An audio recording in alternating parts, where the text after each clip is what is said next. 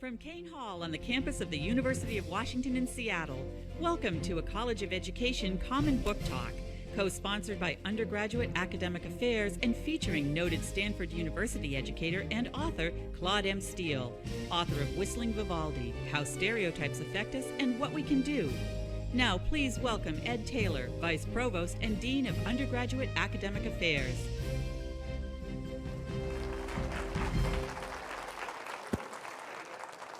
Good evening, and thank you for coming. Such a busy time of the quarter, and it's so wonderful that you all came for this moment to have this community conversation with us. This is a product of a conversation that many of us have been having.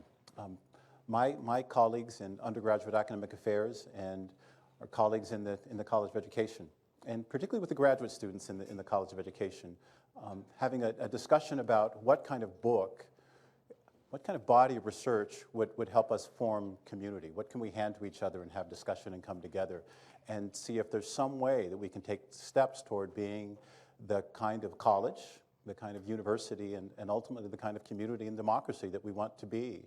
And we chose this book, Whistling Vivaldi. The college, the students chose this book and had the idea of perhaps inviting Professor and Dean Claude Steele to come and join us, not knowing that he would actually say yes, and here we are, and he did say yes. And in a way, it's a coming home for Professor Steele, who indeed lectured in this hall. So it's wonderful to see so many of our faculty colleagues here, so many of our graduate students here, undergraduate students here in this partnership. So indeed, we've been reading together. Indeed, we've been talking about what really is land-breaking and groundbreaking research, and a groundbreaking and profound book for us to have discussion about. And that's what we'll do this evening. At the end of our discussion, I'm going to have one of our graduate students who just finished her master's degree and is moving on to her PhD, Onyewuenyi, who will introduce Professor Steele, and then afterwards we'll have some conversations. So at some point you'll be getting little cards, and feel free to write your questions as you hear Professor Steele present. And at the end, Manka Varghese will come up here, and we'll have some conversation and some question and answers. So if I could introduce Onyewuenyi, please.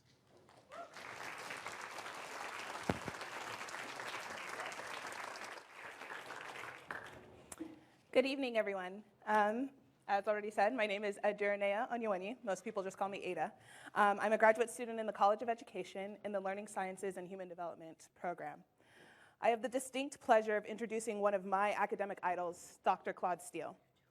His nationally renowned work has transformed the way in which educators and researchers examine the underperformance of minority students in the P320 pipeline.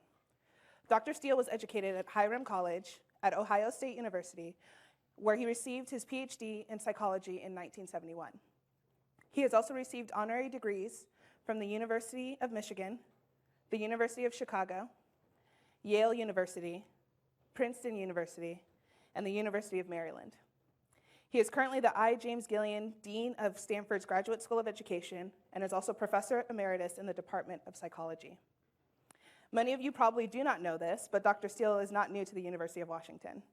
He was actually a professor in the psychology department back in the 70s and 80s. His research focuses on the psychological experience of the individual, and particularly on the experience of threats to the self and the consequences of those threats. His early work considered the self-image threat, self-affirmation and its role in self-regulation, the academic underachievement of minority students, and the role of alcohol and drug use in self-regulation processes and social behavior. While at Stanford, he further developed the theory of stereotype threat, designating a common process through which people from different groups being threatened by different stereotypes can have quite different experiences in the same situation. The theory has also been used to understand group differences in performance ranging from the intellectual to the athletic. Most significantly, he was one of the first researchers to move away from the minority deficit model. He has published in numerous scholarly journals, and his book, Whistling Vivaldi and Other Clues to How Stereotypes Affect Us and What We Can Do, was selected as the College of Education Common Book due to its profound influence on education. He has also been elected to the National Academy of Sciences, the National Academy of Education, the American Academy of Arts and Sciences, the American Philosophical Society, and has received numerous fellowships and awards, many from the American Psychological Society, and his list of achievements go on and on. Without further ado, I present to you Dr. Claude Steele.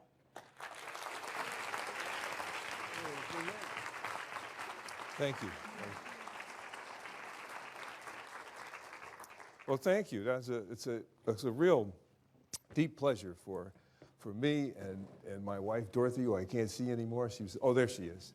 To come back here. This really does feel like home, and to see so many friends you haven't seen in a long time, it's a deep pleasure for us, and we're really excited to be here. I have lectured in this room, I think, for 14 years. So, well, I don't know if it was this room. I think my rooms were a little smaller. Aren't there some smaller rooms like down the hall? Maybe that's where I lectured. This was the big one, and social psychology wasn't that big, I don't think, when I lectured here all those years. But it's a big thrill to be here. I just plan to give sort of an overview of our research program and trying to draw as many connections to education as I possibly can. Don't be shy to interrupt me, because that'll make me talk about things that you're really interested in. I'm going to talk about stereotype threat, social identity threat, image threat in general. These are social psychological phenomenon.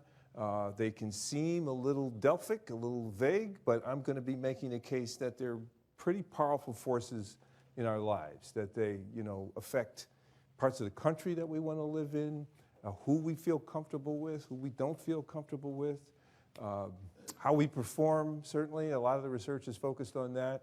Our career paths, where we feel comfortable having a whole career or launching a career. I'm going to try to make the case that these social psychological processes are important in our everyday lives and in the everyday lives of everybody. But I don't want to be depressing. And you can be that way without intending to. So I will first, stereotype threat is not all determining.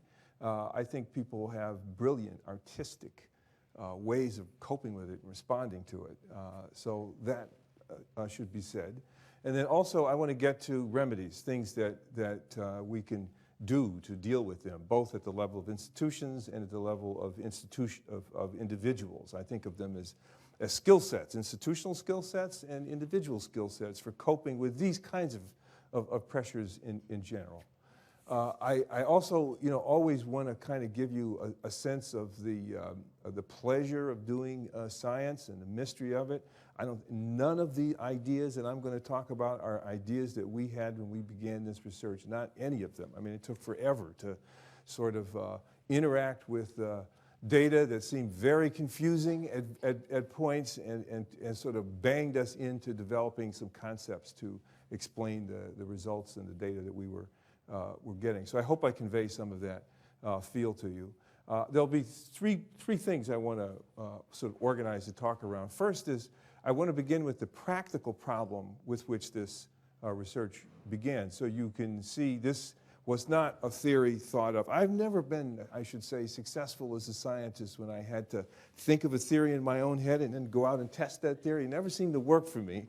It always seemed to work a lot better if I just picked the problem that I was really interested in and then tried to figure it out, and you piece things together that way. That's the work here. So I want to begin with the problem that launched this work. Then I'll talk about stereotype threat a bit, try to give you some feel for it, to bring it close to you. This won't be a science, data-driven talk. This will be more illustrative to get a close encounter with this form of threat.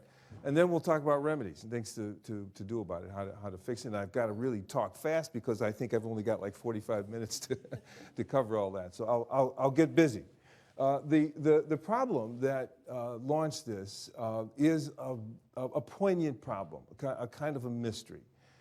For groups whose abilities are negatively stereotyped, groups whose abilities are negatively stereotyped in some domain of performance or another, the surprising thing is that when the work in that domain is difficult and frustrating, they underperform in that domain, even when their preparations and talents and skills are equal to other people in the domain. That's the fundamental mystery. as I talk about in the book, the first place I became aware of it was at the University of Michigan, really within months of leaving this great university and going there. I was on a faculty committee, and I saw the grades of African American students, or first I saw the grades of Michigan students graphed out, their cumulative grade point averages graphed out as a function of the SAT scores they had when they entered Michigan. And what you see is that there's a tendency for kids with higher entering SAT scores to get higher cumulative grade point averages at Michigan. That's what those tests are designed to do, is to predict that.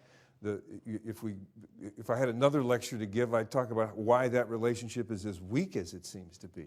But nonetheless, it's still there. And what was interesting to me is that the graph also broke out the grades separately for African American students. And when you did that, what was surprising is that at every level of SAT that students entered with, African American students were getting lower grades than other students at Michigan. Why should that be, I thought, thinking like I thought then. Our whole mission is to get people equally prepared and so on. And so if you've got them equally prepared, as at least roughly measured by an SAT score, then they should be performing the same. They should be getting the same grades. What else would be in the way? Why would they not be getting the same grades? These are kids with, you know, in the old scale, the old SAT scale, 1550, 1600. Why wouldn't they be getting the same grades as other people with 1550 and 1600? But they weren't.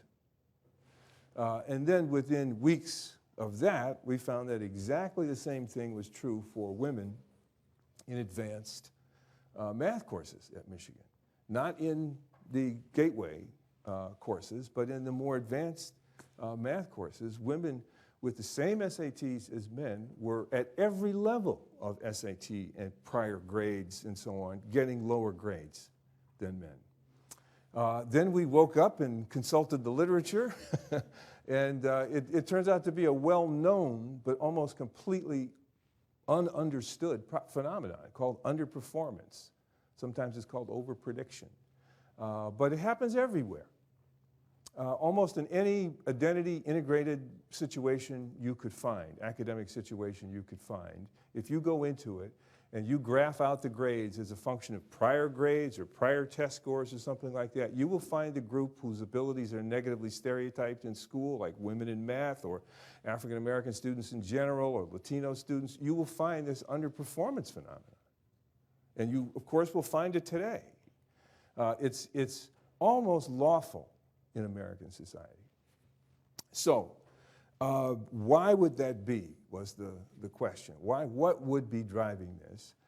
And I will spare you the kind of years in the wilderness. We had some of the most ridiculous explanations you could imagine, which we carefully tracked down. But stereotype threat is the best answer we've been able to come up with. So I'll just leap right into that, that concept. And the idea there is that if your group is negatively stereotyped in a domain, then you're always at risk of judgment or treatment in terms of that stereotype. And that possibility is disturbing and upsetting and makes the whole experience stressful, pressuring, distracting, and that can, over time, have an effect on your performance in that domain. I would like to always stress at this point that stereotype threat is a very general phenomenon. After we kind of came to it this way, you began to understand this is a general phenomenon. Everybody experiences stereotype threat. I think maybe once a day, twice a day. It's hard to count. But anytime you're in a situation where a negative stereotype about one of your identities, your age, your race, your religion, your language, your dialect, your region of the country, anytime you're in a situation where a negative stereotype about that identity is relevant to what you're doing, then you know you could be judged or treated in terms of the stereotype. And if that thing you're doing is important to you, then the prospect of being seen that way, or possibly being seen that way, or treated that way, is distracting and starts to consume some of your cognitive and emotional resources. You become vigilant to that possibility, and you start to allocate just instinctively some set of your resources to picking up whether or not that is going to happen to you in this situation or not happen to you in this situation. So now you're essentially going through the situation multitasking. You're doing the task at hand, and you're also being vigilant to whether your identity and how people feel about it could have some consequence for you in the situation. That's the basic structure of stereotype threat. Anytime you're in a situation, you're doing something for which a negative stereotype about any one of your identities is relevant, then you know you could be seen this way. And if it's important, then that situation is distracting and upsetting, and that's what the phenomenon is at core. You know, I'm trying to think of other examples that are outside that domain. One that's always fond, a friend of mine, I'll name drop, William Julius Wilson, who's an African-American sociologist. And he says to me after hearing a talk on this that, well, yeah, I kind of get that. I never get on an airplane without wearing a suit and tie. And I say, really? Anytime you're on an airplane, suit and tie, the whole thing? And he says, absolutely, absolutely I do. And it's not when everything is going fine and so on. Then you don't need the suit and tie then, but if something goes wrong and you need to be seen the right way, having a suit and tie on makes a difference. That's the kind of implicit, without calling that stereotype type, without sort of seeing the structure of that situation, that's the structure of the situation that's sort of pulling out of him, selecting out of him this pattern of behavior that he just sort of fell into as life goes on. So that gives you some sense of how unconscious it is, how our dealing with it. A class, you're in a situation where maybe you're around people who are rich. You kind of, there's some part of you that pays attention to that and sort of presents the self in a way that deflects something, and you don't know exactly what it is, but deflects some kind of a negative judgment or possible negative judgment. That's what it is. I've been thinking of examples. I have a couple of video tapes. I gave this talk with a couple of my students last year, and they encouraged me to have more video and to update my approach to this. So I have a couple, and we were trying to find a video. Well, where would this, let's find an unusual example of stereotype threat. So where would a white male feel stereotype threat around an intellectual performance? Where would that happen? Rapping. Rapping. That's an African-American form. And as when you see this tape, you'll see it's a very intellectual form. Often it's a contest between two rappers, and they come out. There's a coin flipped. The winner gets to go first. The loser goes second. The winner has to, on the spot, think up a whole string of insults about the other guy, and he has to perform these, in rhyme and in time, as the music beats and as there's a crowd standing in front of him, pulsing, trying to pull this out. And the second rapper, that poor person, has to respond to all of these insults on the spot, in time, and in rhyme, spontaneously. So it is a really difficult, intellectual form. And so what I've got, the video of this, is the first few minutes of 8 Mile, which is, for those of you who are younger, I know you've seen this, the sort of biography of Eminem, the white rapper. And you see, this is sort of a true story. You see this experience of him sort of showing up and trying to participate in this rap contest. And the things I want you to sort of keep track of is his experience, all the cues and the elements in the situation, how he's treated, how his identity is problematized by the elements of the situation. Then I'm going to return to that later to make a theory of how to fix things. So pay attention to all those elements.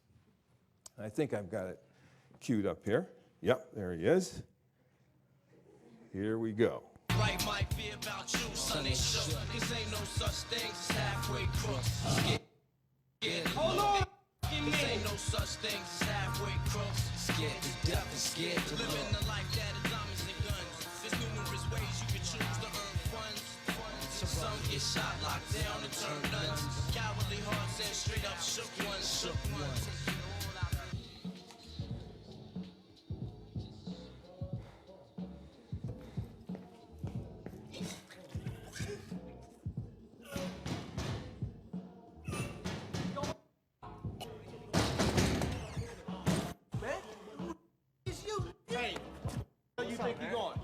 We had to edit this a little bit. You can't go backstage. Man, come on, dog. I got a stamp on my hand, You gotta man. go around front. Man, you just seen me, I didn't dog. see I just nothing. came from Out I just front, went to, just like man, you everybody just seen me. I just went to the Out front, bathroom. just like everybody else. I think you better straight, dog. He's straight. He with you? Yeah. Okay, cool, Future. But I think A little identity work there. I'ma murder this man. He the type to lose a fight with. They don't laugh cause you whack, they laugh cause you white with a mic. Do a laugh and stop. You know when it's laugh and stop? When you would ever last, ass get popped. You a wigger that invented rhyme for. DJ, kick it.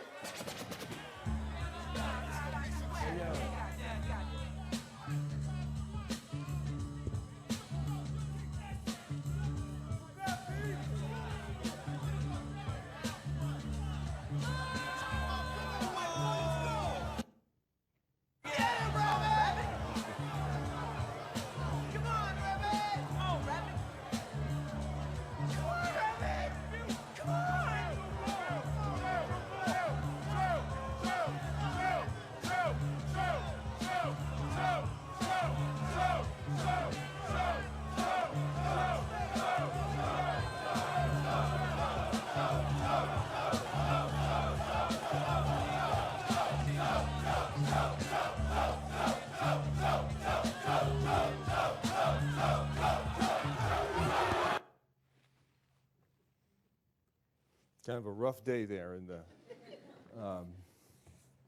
Well, the rest of the movie is in one sense a kind of attempt of a depiction of how Eminem comes to deal with this threat. You know, the stereotype white with a mic, and how he arranges things, and of course he emerges as a famous rapper, an amazing rapper. I think one of the best rappers that we've had. But there's really quite a story of him trying to cope with that pressure and the kind of aloneness of it. Another, and perhaps the more fundamental question of our research is, does this kind of stereotype pressure go to school? That is, does it have an effect on people's performance in the classroom and in the school? And I have another video, which probably a lot of you have seen.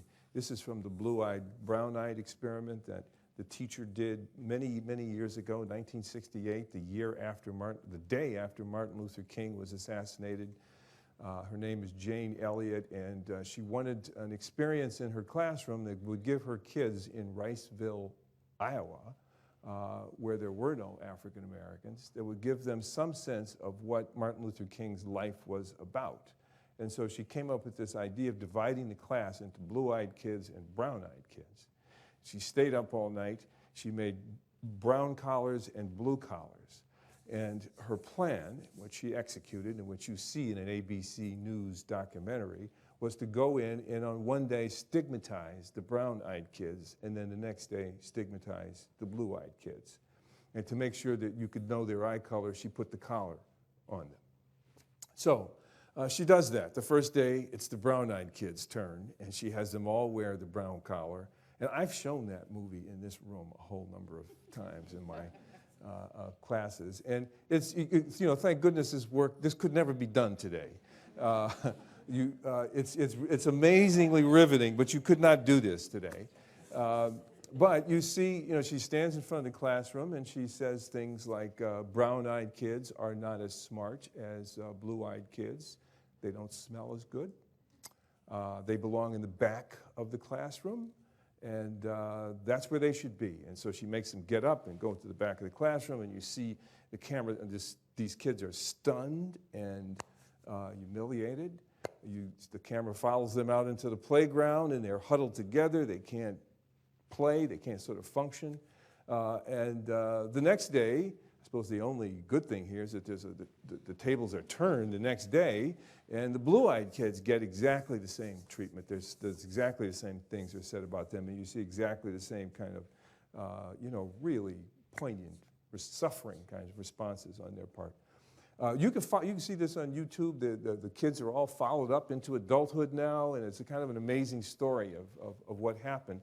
But one of the things that I always remember is at one point she takes the kids aside and they're working through a card deck of problems, and she is timing them as to how fast they can work through the card deck of problems as a function of whether they have on the collar or not have on the collar. And there's a big difference in performance. So this is what, you'll just get a quick image of this from this tape. I used Gillingham Phonics, we used the card pack. And the children, the brown-eyed children, were in the low class the first day, and it took them 5.5 minutes to get through the card pack.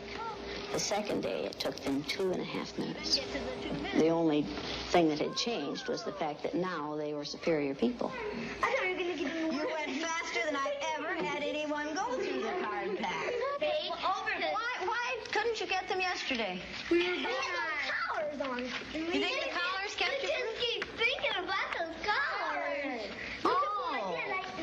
I kept getting rolling around. Oh, and you couldn't think as well with the collars on. Well, 4 minutes and 18 seconds. I know we weren't going to make it. How long did it take you yesterday? 3 minutes. 3 minutes. How long did it take you today? 4 minutes and 18 seconds. What happened? One down. Why?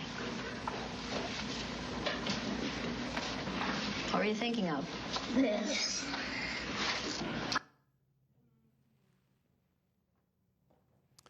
So, a collar is a very powerful instantiation of the stigmatized identity in that situation.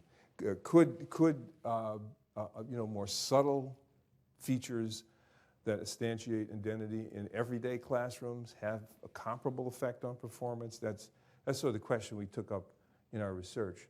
And the first study we did was to look at women in math, advanced math courses, or taking a difficult math exam.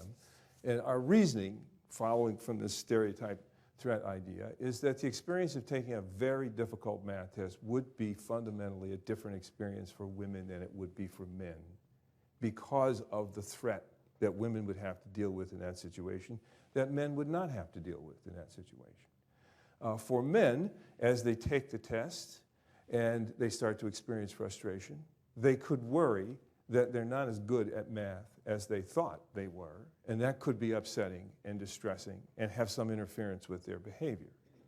But for women, as they are in exactly that same situation, experience frustration and start to worry, they have an extra worry, which is that maybe they're confirming what people say and think about women's math ability.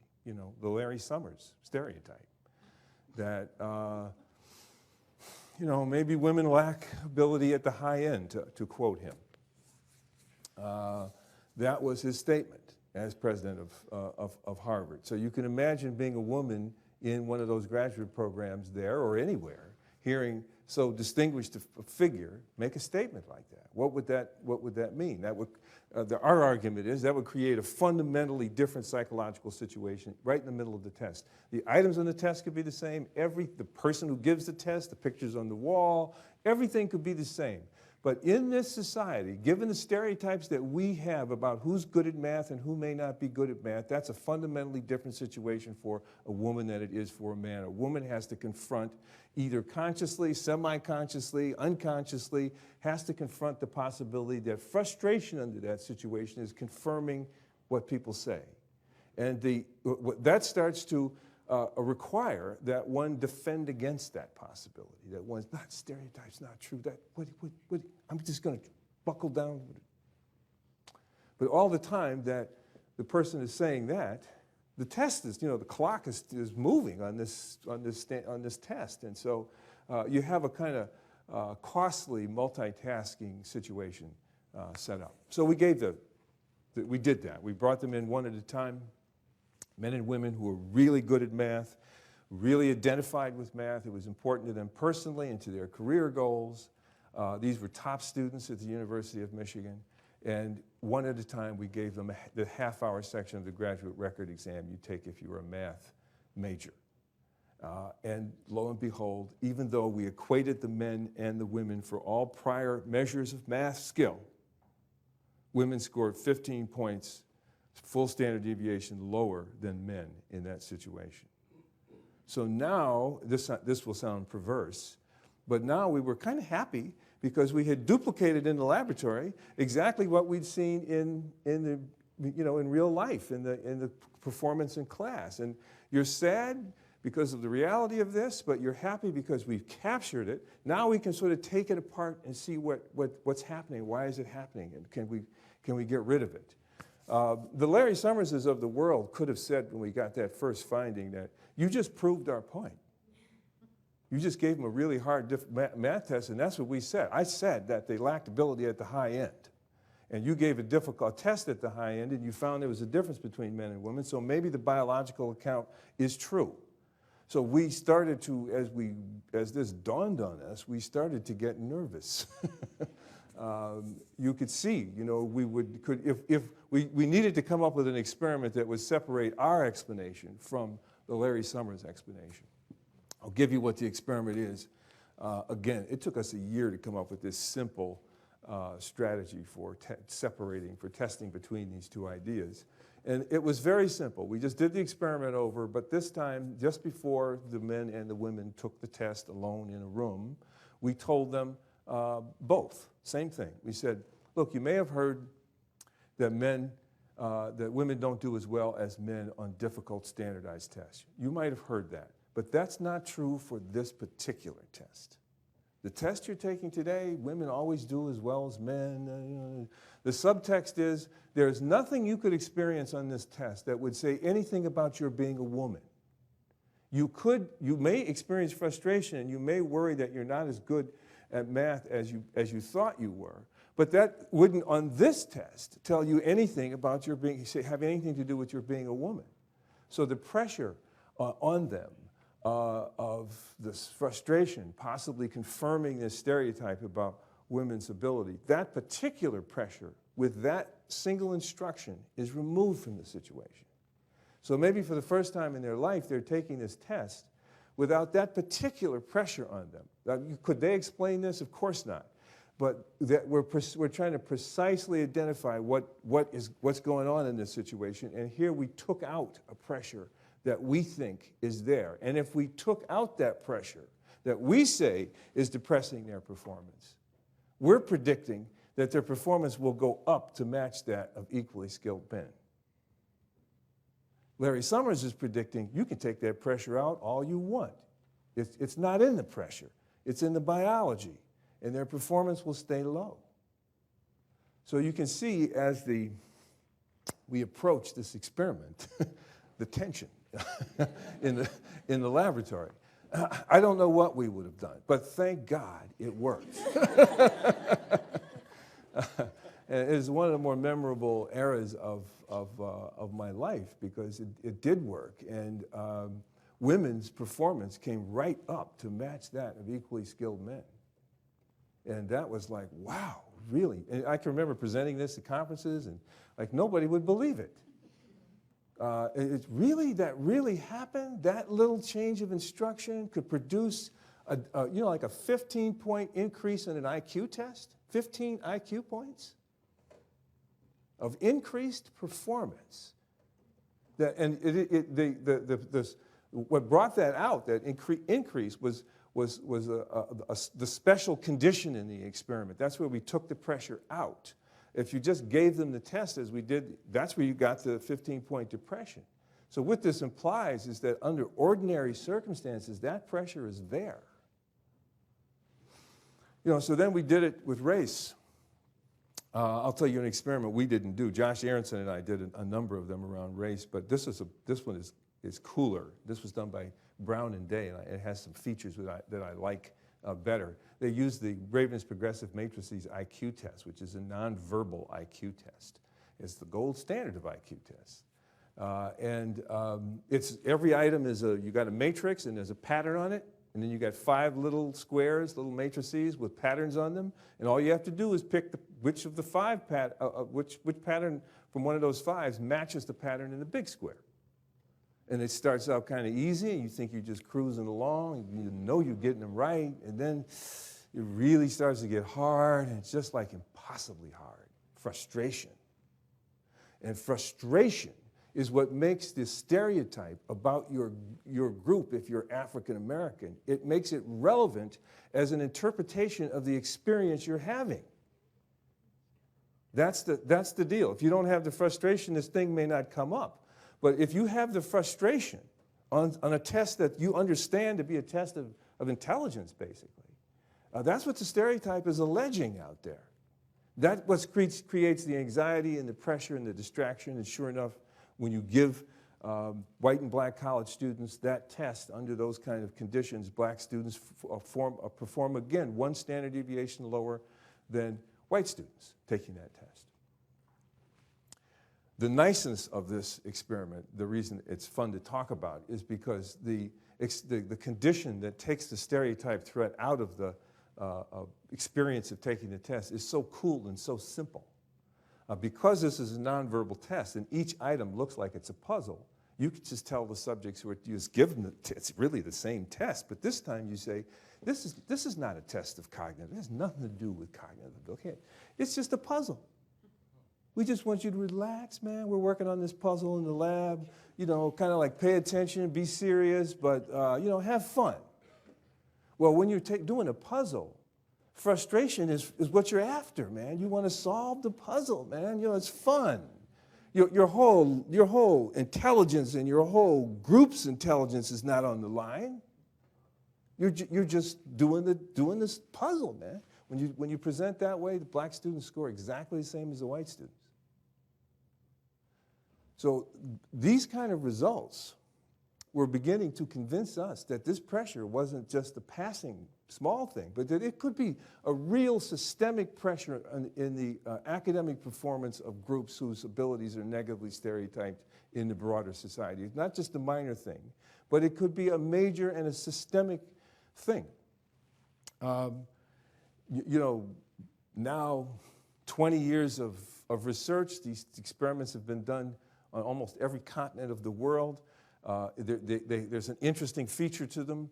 You don't get women underperforming on difficult math tests so much in Poland, because in Poland, 50% of the engineers, physicists, physicians are women.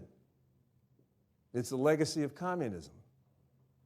And so there isn't a big evidential basis available for you to think that the stereotype about women's math ability is really true, because you just have so much counter evidence to that.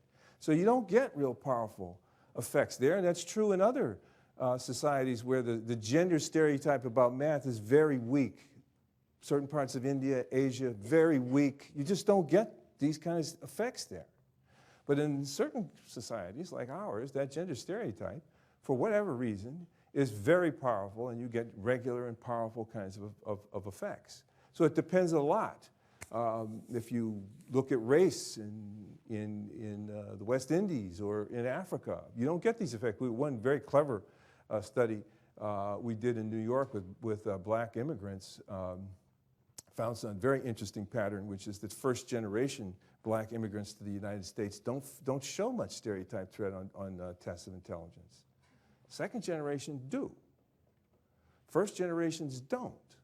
We could make them experience stereotype threat. You can always put so much pressure. You know, you come in with a white lab coat, man, and you got a big clock on the table, and you're sharpening the pencils over here, and the tests are wrapped in cellophane and sealed, and boom. You can make almost anybody, under any circumstance, feel an extra pressure there. But generally, they didn't. And probably the biggest part is they didn't see themselves as being seen in terms of the stereotype. One fundamental thing about stereotype threat is that it's an intersubjective thing. It's what I think you could be thinking about me. You're a member of this society. I know you know how people think about my group. And here I am in a situation where that stereotype is relevant. I know maybe you could be. I don't know that you are, but I know that you could be. It's like a snake in the house, loose in the house. You just can't quite relax with that possibility out there. You don't know that the snake is going to bite you. It could be a little tiny snake. It could be a big, mean snake. You just don't know, but you just can't plop down on the couch and watch the football game with that going on behind you. That's a perfect example of the allocation, the division of attention. You want to go on with life, you want to take, but you got this other worry there. It's a very common experience, and that stereotype situation creates it. And you can see sometimes the stereotype situation is very intense. Some forms of stereotype threat are very intense, like taking an IQ test that you just know is a measure of cognitive ability, and we just sit down and take that test. And some are very light, you know, some stereotypes about age and memory, you know, kind of cute. Not so distressing, you know. It varies in form and it varies in intensity, but what this research was beginning to show us is that with regard to academic performance, it's intense. It also turns out to be quite intense with regard to athletic performance. Who's got natural athletic ability and who doesn't, and how high can you jump? And you can imagine playing these all out as the research has played out. What makes it strong? What makes it weak? The first thing, after the sort of excitement of getting this effect and bottling it and seeing it was reliable, well, what mediates it? Well, we thought maybe it's an internal vulnerability of some sort. I'm a psychologist. These are things that are available to me to think about. So maybe it's low self-esteem, maybe it's lack of confidence, maybe it's low expectations, you know, the standard list of things that you would think. That if I have these low expectations, then that's the kind of person in the group that's going to show the effect the most. But the data were actually the exact opposite of that. That it was the people who were the strongest math students for women, the strongest, most committed students for among the African Americans.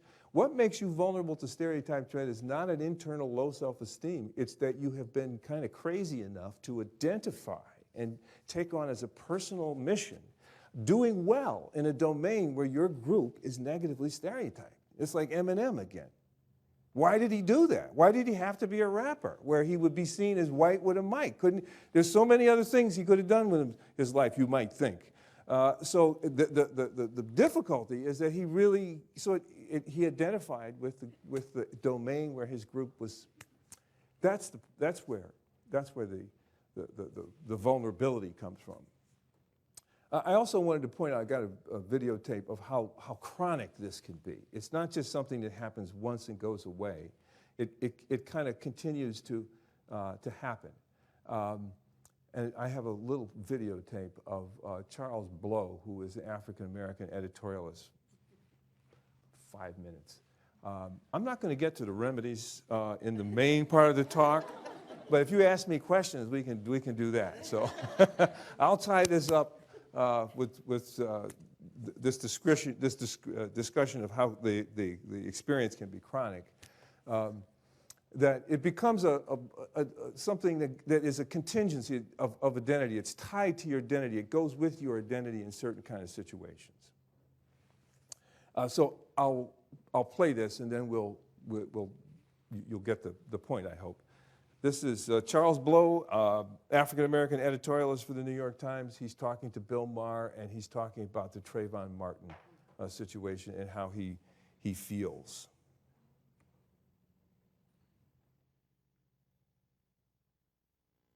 Well, I mean, you bring up, this is a very interesting point and part of the column I wrote last week, which is about the burden that young black men feel in this country. And it is a very heavy weight on their shoulders all the time because you cannot behave like all of the rest of your friends. You have to watch. I mean, it's almost exhausting. You can't wear a hoodie. Well, not only can you not wear a hoodie, but you literally are consciously paying attention to the way you move your body. Right. It is a physically exhausting exercise to know, I can't run or make a sudden movement because now I see some cop standing on the corner and he's looking this way. Or I can't put my hands in my waistband, as George Zimmerman says that Trayvon Martin had his hands in his waistband, because that may signal that I have some sort of weapon. This kind of constant having to think about how you are positioning your body so that no one takes advantage of that and views you as suspicious and maybe takes your life or takes you to jail is exhausting. That's the black version. Here's an experiment which shows the degree to which whites can feel a similar kind of stereotype threat. We had white males come into the laboratory one at a time, and they were going to have a conversation with two other students, and they see the photographs of the two students, and in one condition, the photographs are of two black guys. In the other condition, the photographs are of two white guys. And then they find out that they're going to talk, the topic of the conversation is going to be, in one case, a kind of easy topic like love and relationships on campus. And the other topic, the other group is going to talk about racial profiling. So they're going to either talk about to two white guys or two black guys, and they're going to either talk about racial profiling or they're going to talk about love and relationships. Then the experimenter says, look, I'm going to go down the hall and get your two conversation partners and bring them back here for the conversation. I'd like you to just take a moment while I'm gone and arrange the 3 chairs here for this conversation. And as you can sense, as soon as they do that, the experiment's basically over. You know, we're interested in how they arrange the chairs, the distance they put between themselves as a function of who they're going to talk to about what. And you can predict the results. When they're going to talk to two white guys about anything, the chairs are very close together. When they're going to talk to two black guys about love and relationship, the chairs are very close together. But when they're going to talk to two black guys about racial profiling, two black strangers about racial profiling, they put the two black guys over here and they put themselves over here. They put a big distance between themselves. And we know from other kinds of measures what they're thinking. And what they're thinking is, Jesus, if I make a mistake, I'm going to be seen as a racist. Now that is like pure stereotype threat. In that situation, an interracial conversation about race, and difficult a topic like that, the white participant has this sort of, you know, this exact thing I've been talking about all evening here, sort of a spotlight. Like, if I make one mistake here, and I don't want that to happen. One of the interesting things is we'd also measured the prejudice level of these students in several ways. They're Stanford students. There isn't a big range in prejudice, but there's some. And what you find, who puts their chairs in that condition farthest away from the black conversation partners? The least prejudice or the most prejudice? The least. It's just the same. Which women show the stereotype threat effect the most? The women who don't care about math or the women who really care about math? Well, if you really care about not being seen as a racist, you don't want to be in that situation with two black guys who are strangers talking about racial profiling because you just have the fear. Okay, this is how history visits us. The stereotypes that are here about blacks and about whites, for example, I'm sure about women, they transport the history of the nation into the present moment and into our relationships with each other. That's the mechanism by which history moves from the past into the present, into our lives. And that's, I would argue that this form of tension, this form of stereotype pressure is, I would argue, I'm going to make this statement perhaps a little stronger than I actually believe it, but just to be clear about it, maybe this tension is more important than actual prejudice right now in our society in most circumstances.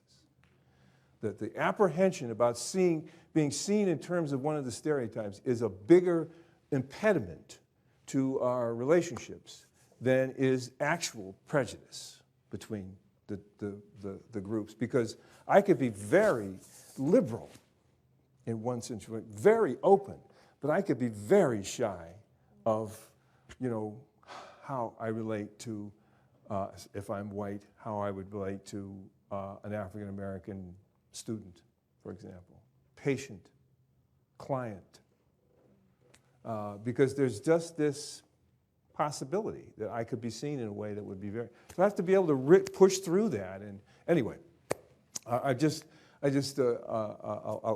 bring this section to an end. I just want to sort of mainly get over the structure of this kind of threat, that it resides not so much inside the individual as in the nature of our society and the stereotypes that characterize our society. And these stereotypes grow out of our history, and they create these little conundrums for us in these circumstances. Some of these conundrums are so powerful that they can probably have a systematic effect on the achievement of entire groups of people, the career paths that entire groups of people choose, the relationships that we feel comfortable with, that these things can have big effects.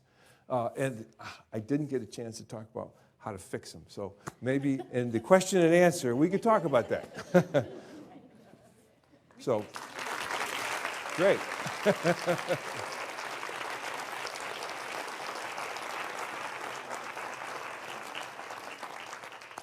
Well, thank you very much, Professor Steele. So the way we're going to handle the question and answers today is we have index cards around, and we're going to ask you to write your questions, and then if you could pass them to the sides, and a couple of people will pick up those index cards. Do not all of you have them? Can some people pass extra ones to the back? Okay, so while we're waiting, so I have to ask you that as the first question, Professor Steele, is can you tell us about some of the remedies? Well, thank you. Yes, of course. Well, knowing that the source of this is in the sort of structure, the stereotype structure of our culture, that's where you begin to get you realize that what's driving this threat are cues in the situation that suggest there may be challenges tied to your identity in this situation. So I'm a woman. I had a student who did a video of this. She walked into the Stanford math department, and she just sort of had a camera that just went down the hall with her, and you see, honestly, 25 photographs of white males who've been great mathematicians, not a single woman there. She goes to her office, and to go to the bathroom, she has to go way down into the basement because there aren't any women's bathrooms in the building. So these are cues which could be in place for innocent enough reasons, but they're cues that suggest there may be something about your being a woman that doesn't belong here. Eminem comes out of the bathroom after he's nervous. He meets a guy that just can't believe he belongs there. Can't believe he's got a stamp, but doesn't believe he belongs there. The only time he's accepted there is when another black guy comes up and says, "He's with me, man. He's okay." So those are examples of the cues in a situation that send the signal that make us vigilant as to whether there's threat in a situation. So fixing it has to do with dealing with those cues. And I think of two sets of remedies. One are institutional strategies, and the other are individual strategies. Sometimes you can't wait for institutions to fix themselves. You have to get your own personal defenses together.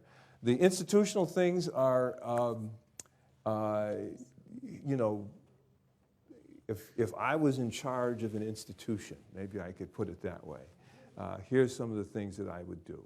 I would make ethnic studies a requirement for everybody. And the reason I would do that is because it covers material that is central to the American experience. And I think everybody should know about the experience of the full range of Americans, that we all have these histories that are part of this. And that sends a signal that everybody belongs. All these different kinds of traditions and experiences in the society belong. When that material is segregated off, that's sent for just primarily minority students or students whose identities sort of match the content of the course, then that sends a signal that this is just for some people, it's marginal. It's not central. And if it's marginal, it's not central, that means who I am in my whole story is kind of marginal and not central. And it's not part of the, so there's an example of a segregation. Segregation is probably the biggest, one of the biggest cues that, you know, getting rid of segregation gets rid of, a lot of our feelings about each other comes from the fact that we've been segregated from each other. Why would that be the case? I start the book with my childhood experiences of segregation. Why can't we swim in the swimming pool except on Wednesday afternoons? There's no answer to that question. It's just there. The big signal is there's something about your identity, man, that's like not too cool. I don't know what it is, and I don't know why it's there. But it puts you on the alert for the rest of your life. So you got to get rid of those segregations. You have to watch how they come into institutions and do what you can to unwind them. Then there are cues, role models, existence proofs, being in the United States as an African American in the nation where an African American can be the president is very different than being in the United States as an African American where an African American can't be the president. That's a very different experience. So that means a lot. How you represent the value of diversity.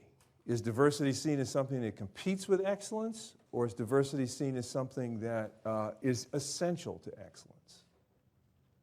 I believe diversity is the best argument, the strongest, the weight of the evidence is that diversity is essential to excellence.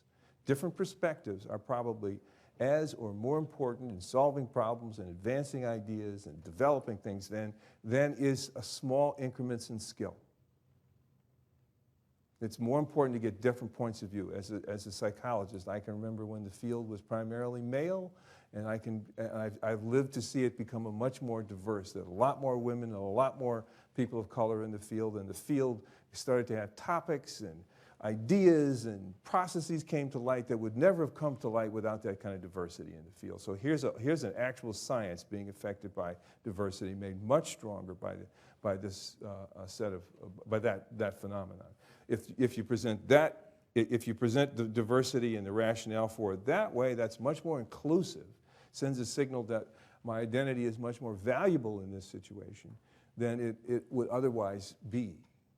So that these kinds of things are things that institutions, I think, can develop as a set of skills and ways of designing themselves to make these institutions much more embracing of the full diversity of this complicated and diverse society we live in. And this is true for all institutions, workplaces, universities, businesses, and the like. Individually, there are a bunch of strategies. Certainly, my colleague Carol Dweck's notion of growth mindset is a real valuable strategy to use with regard to, as a belief to have with regard to ability, that abilities are expandable and they can with hard work, they can grow. If you believe that abilities are fixed, God-given, or genetically given, limited, then when you're in a group whose abilities are negatively stereotyped, the first sign of frustration is a signal that you don't belong in the domain. Women in math. If you think that a math ability is really hardwired, and then you start to experience frustration, and you're a woman in the United States, it's like, well, I got to do something else. It might not even be that traumatic. It's just like, got to get out of here, got to find something. And so the underlying ideology, I want to say, underlying ideology about the nature of ability is something you do have control over as an individual. You can begin to, I think the bulk of the evidence is on the 10,000-hour rule, that you get good at things that you deliberately practice at for 10,000 hours or for a long time. You'll get good at it. And if you get good instruction and good coaching, you can really get good at these things. That abilities, our brain is probably the most malleable organ we have. It changes as we learn. So that's a big deal. I think another one, I just gave a graduation talk about this one.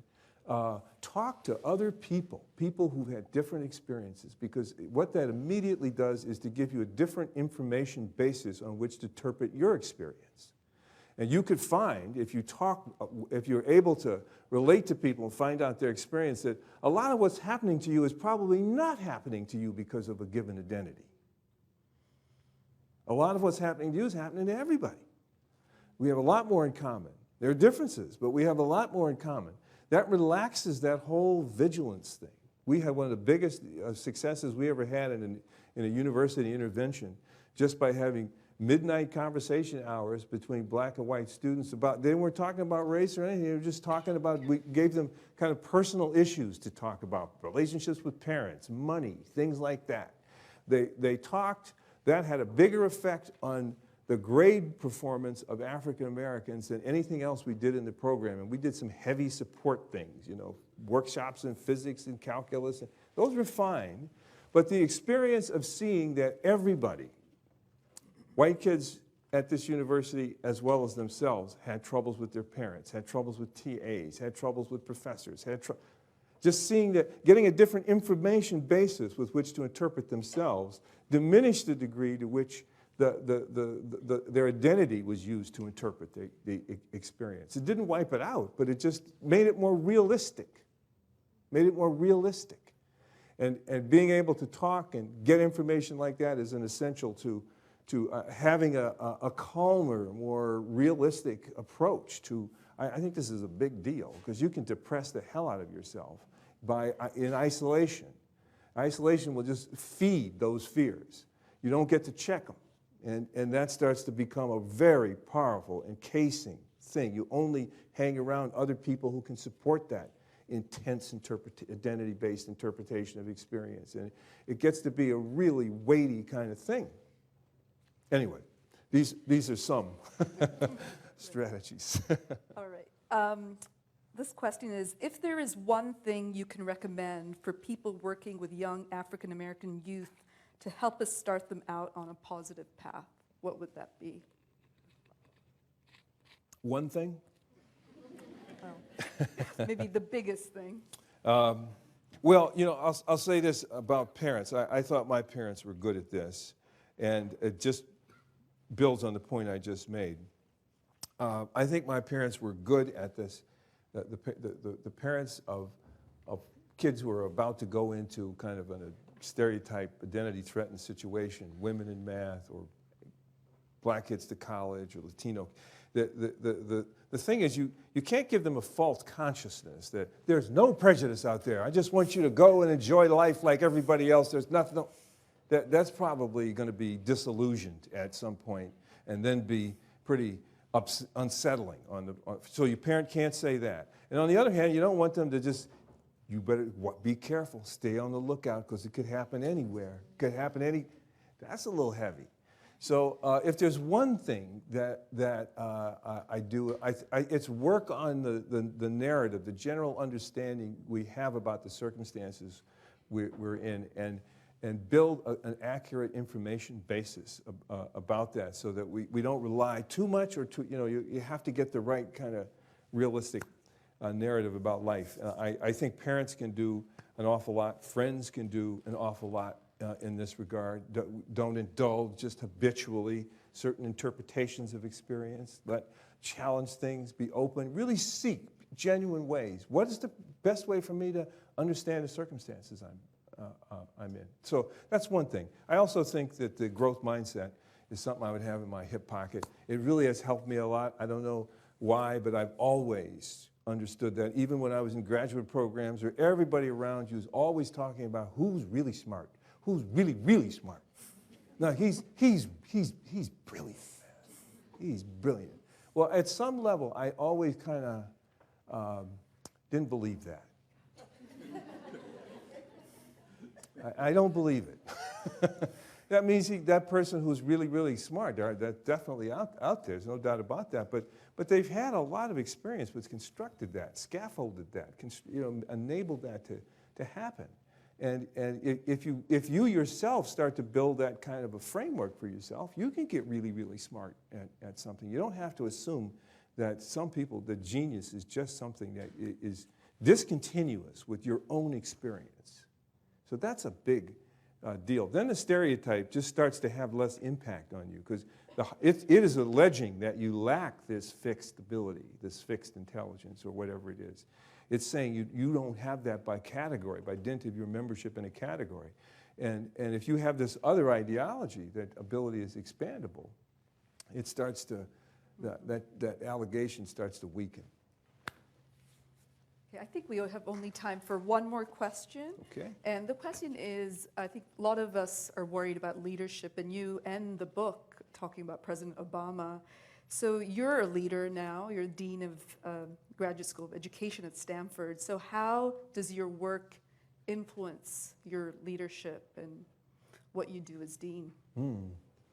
Well, I hope some of the things I just said about institutional design give you some clue to where I would be headed as a leader of in the domain where I have some influence.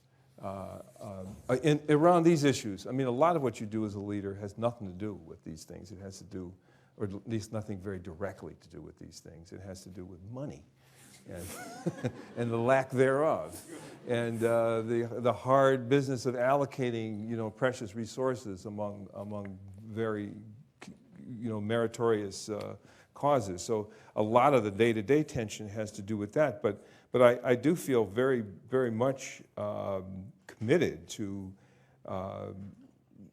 helping society design these institutions to be more effectively inclusive. That's a big personal mission. So a lot of the thinking that I was just outlining come from how do you do it? How do you actually do this? We tend to think that the whole problem, we have I think a mistaken paradigm about what's wrong with institutions. We think everything is about prejudice. And it's not so much, I think, always about prejudice. I think it's about some of the tensions I'm talking about and some of the identity uncomfortableness that comes from our history and the way stereotypes continue to keep it alive in our lives and so on. So this is the line of thinking that I'm following, that I think some of these things can be undone and paid attention to in the way we design these environments, in the way we talk about things. Let's stop talking about diversity like it's some damn competition with excellence. It's not. The United States has always benefited by diversity. That's been the core of our strength, is that we've had so many different populations to draw on. That's the richness of this culture, of what we've produced as a culture. It comes from that diversity. So to all of a sudden turn on it and act like it has nothing to do with excellence, that is a hegemonic, if I can use that loaded term, a hegemonic strategy. That's not the truth. And so institutions can help move this whole integration and inclusion of society. We can begin to benefit from what each other has to offer by redesigning ourselves to change some of these basic ways in which they're structured. I've stopped thinking about just more superficial things. I was provost at Columbia, and I had some advantage there. I could begin to have some influence on an institution. And I could see that the issue is more, I'll end with this kind of notion. I think we should think about these things at the level of the design, how we design the institution, and how we represent it to people. That diversity is something we are after. I don't trust, I would say this sometimes, I don't trust any faculty unit that is homogeneous as being really persuasively excellent.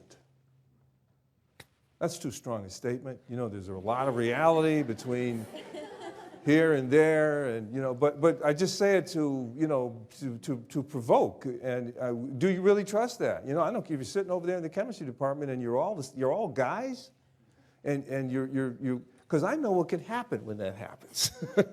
You get a very reified view of what's important in a science. And as soon as women come in, they're going to have different interests, different priorities, different methods they're going to like, and the science is going to get richer. So that's why I don't trust homogeneity like that, and it's often defended in terms of excellence. So I think the question is better, that we need to look more at the nature of the way these institutions are designed and how we structure them. Thank you very Thank much. you.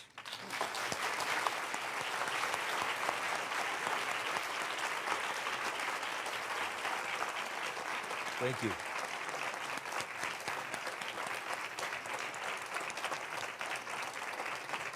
Thank you.